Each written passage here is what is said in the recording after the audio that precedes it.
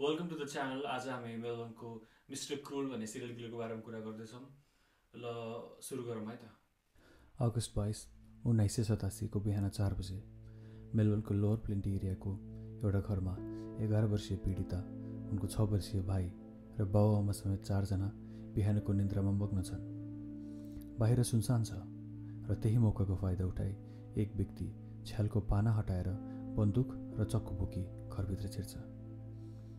यो कुनै आम कुरा थिएन, किनकि त्यो बेलाको मेलबर्न संसारकै सुरक्षित सहरहरूमध्ये पर्ने गर्थ्यो। मेलबर्न चाहिँ त्यो बेलामा संसार सबभन्दा सुरक्षित सहर जस्तो थियो थाहा तिमीलाई? अनि यहाँको काउन्टर पार्ट युएसमा चाहिँ के भइरहेछ? मान्छे पकाउँदै खाइरहेको थियो। जेफ्री डामरहरू एक्जिस्ट गर्दै त्यो बेलामा।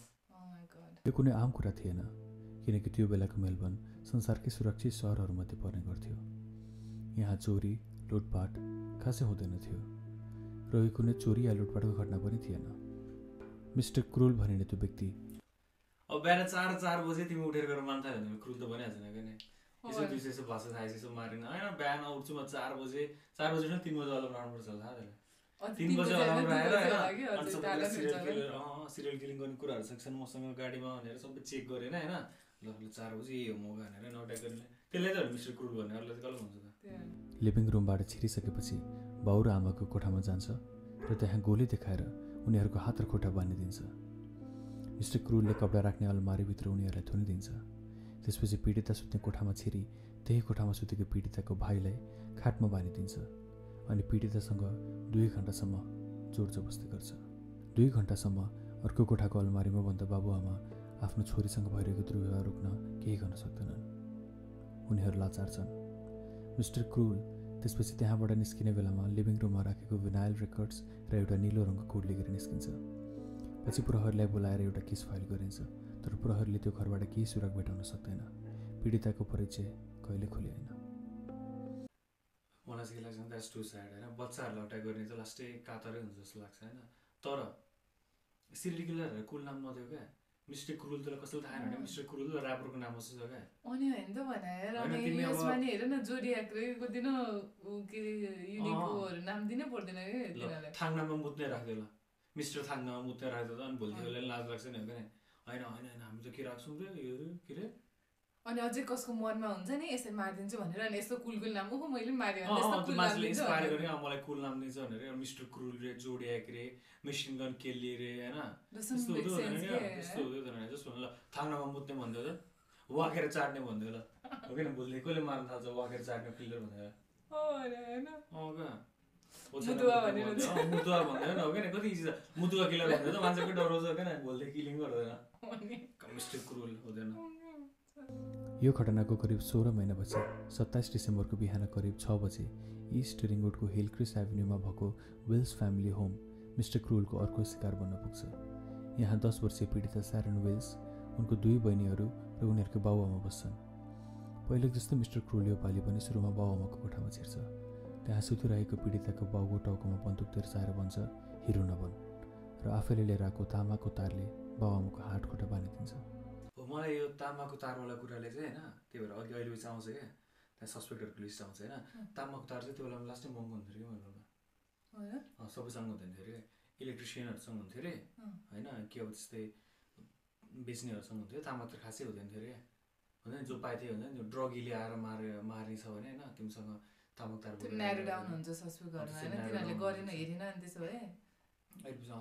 मिस्टर क्रुलले बाहिर निस्केर टेलिफोनको तारहरू काटिदिन्छ। त्यसपछि मिस्टर क्रुल स्यारनको कोठाभित्र छिरेर स्यारनको मुख कपडाले बाँधिदिन्छ। मिस्टर क्रुल स्यारन र स्यारनको केही कपडाहरू बोकेर त्यहाँबाट भाग्छ। कहाँ गयो कसैलाई थाहा हुँदैन। 18 घन्टापछि स्यारनलाई घरबाट 8 किलोमिटर टाढा बेजवाटर उपनगरको अर्कड रोडमा आघातग्रस्त हालतमा भेटाइन्छ, तर धन्य उनको प्राण भने गएको थिएन। पछि आफ्नो होस सम्हालेपछि स्यारनले पुलिसलाई दिएको बयानमा उनले भन्छन् कि जुन ठाउँमा उनलाई बाँधेर राखिएको थियो त्यहाँ घरेलु उडान गर्ने विमानहरूको आवाज आइरहन्थ्यो। प्रहरीले मान्यो कि उनलाई टुलामरिन एयरपोर्टबाट लाग्ने प्लेनहरू उड्ने उडान मार्गको तलकोतै राखिएको हुनुपर्छ, तर यो प्रमाणले के परिणाम दिन सकेन। परिणाम दिन त अफकोर्स नि त्यस्तो नि त प्लेन जहाँबाट उड्छ होइन त्यसको तल सबै घरहरू फुटाएर हेर्न मिल्दैन नि त पहिलो कुरा। दोस्रो कुरा अनि यो 1980sमा भयो नि त त्यही भएर क्यामेरा थिएन केही थिएन होइन। आजकल कस्तो हुने भयो अब गाडीमा हालेर तिमी कतै लिएर जाने बित्तिकै नि तिम्रो कतै न कतै चाहिँ लाइसेन्स नम्बर प्लेट होइन रेजो नम्बर कतै न कतै चाहिँ क्यामेराहरू पनि हुन्छ होइन क्यामेराहरू हुन्छ कतै न कतै घरको अगाडि पनि क्यामेरा हुन्छ नि त आजकल होइन अनि त्यो बेलामा के हुँदैन थियो अनि अब तिमीले अब आँखाले देखायो भने देखेन भने सक्यो अनि बस्ती पनि त्यस्तो धेरै हुँदैन थियो अनि तिमीलाई लगेको अरू नेबरहरूले पनि देख्दैन थियो होला त्यसपछि लगभग 2 वर्षसम्म मिस्टर क्रुलको नाम कतै सुनिँदैन। तर दुर्भाग्य 3 जुलाई 1990 रात 13 वर्षीय निकोला लाइना मिस्टर क्रुलको अर्को शिकार बन्न पुग्छन्। त्यो रात निकोलाको बाउआमा कतै पार्टीमा गएका हुन्छन्। राति निकोला र उनको बहिनी सुतिरहँदा केही आवाजले गर्दा उनीहरू बिउजिन्छन्। बिउजिँदा कोठामा मिस्टर क्रुल बन्दुक र चक्कु साथमा लिएर उभिरहेको हुन्छ।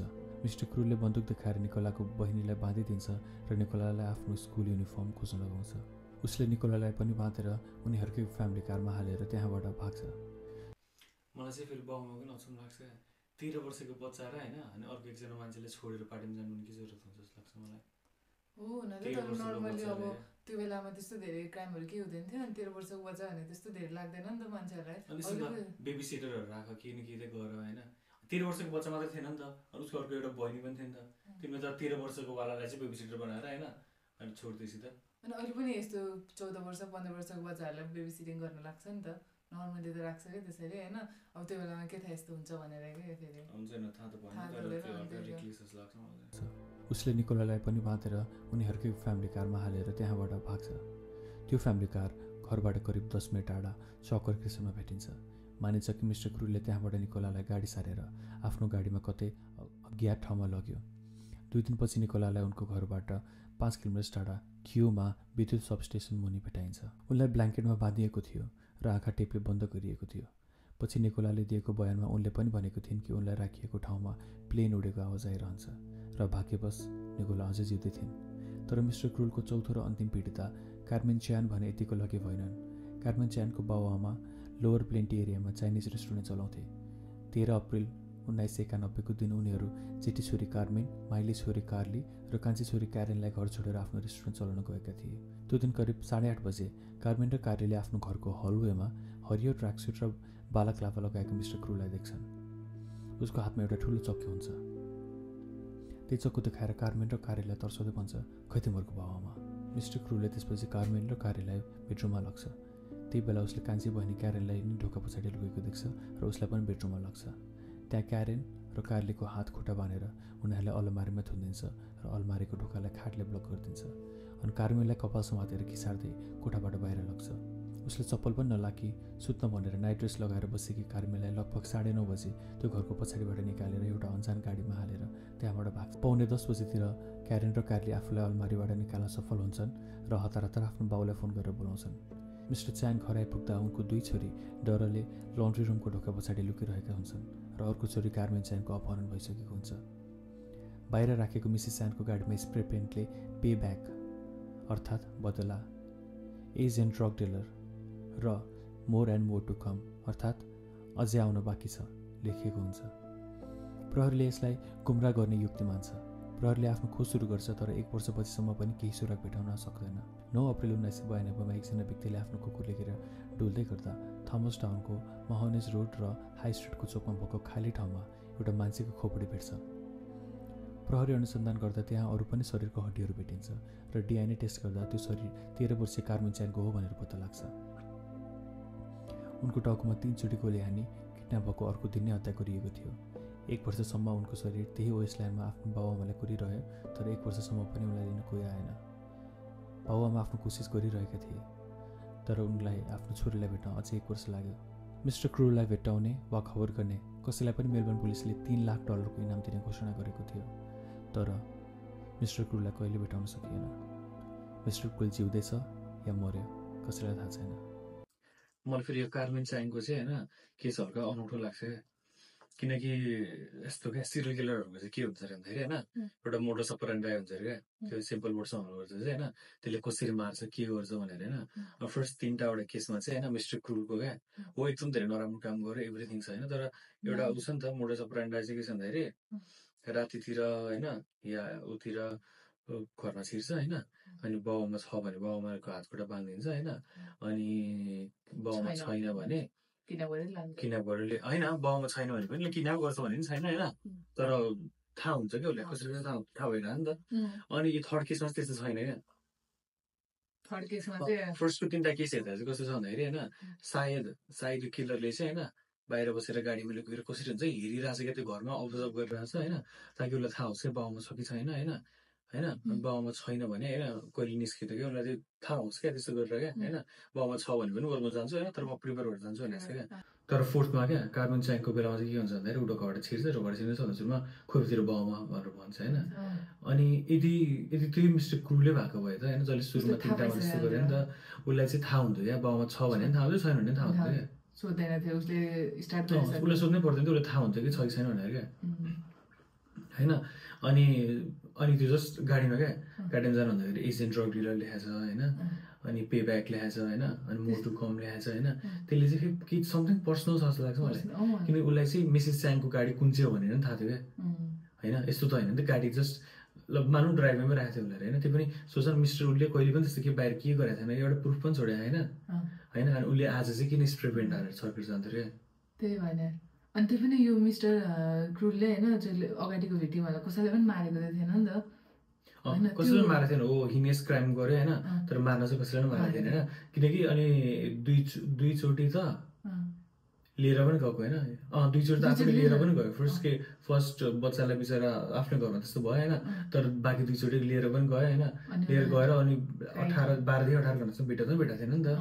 अनि उसले चाहे भयो उनीहरूले पनि मारेर फालिदिनु सक्छ, तर उसले त मारेको छैन नि त होइन। अनि उसले मर्डर गरेको होइन। अनि यसमा चाहिँ सबै कुरा चेन्ज हुन्छ क्या, मोटर सपरेन्डा क्या होइन। लाउन चाहिँ लु होलिया चाहिँ ल जस्ट स्किमा लगाएर आउँछ होइन। न्युजहरू आइसक्यो हुनसक्छ कि होइन, मलाई चाहिँ कपी क्याट किलर जस्तो लाग्छ मलाई, कि त कपी क्याट किलर होइन, कि त जस्ट कोइन्सिडेन्ट कि होइन, उसले मुखमा मास्क लगाएर गयो जस्तो लाग्छ मलाई।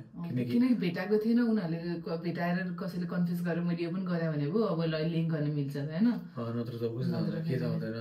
मलाई चाहिँ मेरो चाहिँ थ्योरी चाहिँ यो कार्बन च्याङको जस्ट केस चाहिँ होइन कस्तो मिल्दैन क्या त्यहाँबाट, यो 4वटा केसमा ठ्याक्कै छुट्टिन्छ क्या। अनि चाहिँ पर्सनल बदला जस्तो क्या होइन। प्लस उसले मारेर फालिदिन्छ, अनि 1 वर्षसम्म पनि लास्ट पनि भेटिँदैन।